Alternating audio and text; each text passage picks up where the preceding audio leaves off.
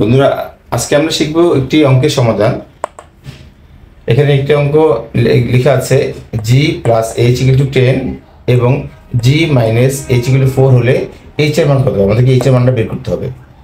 আমাদের এখানে চারটা মান দেওয়া আছে, অ্যান্সার দেওয়া আছে ক 6, খ 25, গ 3 আর ঘ 14। তাহলে কোনটা সঠিক অ্যান্সার সেটা তো আমরা যদি মুখোমুখি হিসাব করতে যাই অনেক সময় ভুল হতে পারে। তাহলে আমরা করে সমাধান করে দেখি আমাদের অ্যান্সারটা আসলে কত হয়। আমরা যদি এখানে অ্যান্সার বের করি, দেওয়া আছে আমাদের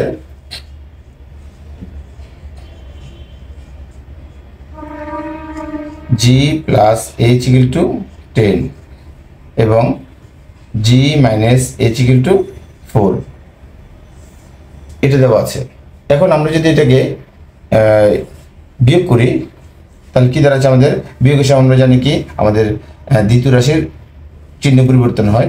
তাহলে আমাদের এটা হয়ে যাবে মাইনাস, এটা হয়ে যাবে প্লাস, এটা হয়ে যাবে মাইনাস। তাহলে কি দাঁড়াচ্ছে আমাদের? প্লাস জি মাইনাস জি কাটা যাচ্ছে, plus H plus 2h equal to 10 থেকে 4 গেলে 6। সুতরাং আমাদের এইচ রাখি এখানে, তাহলে কি হবে? 6 2 গিয়ে ডিভাইড হবে, কাটলে হবে 3। সুতরাং h ইকুয়াল টু 3, অ্যান্সার 3। দেখলে বন্ধুরা, এটা হলো আমাদের অ্যান্সার 3। ওকে, আশা করি বুঝতে পেরেছ। ধন্যবাদ।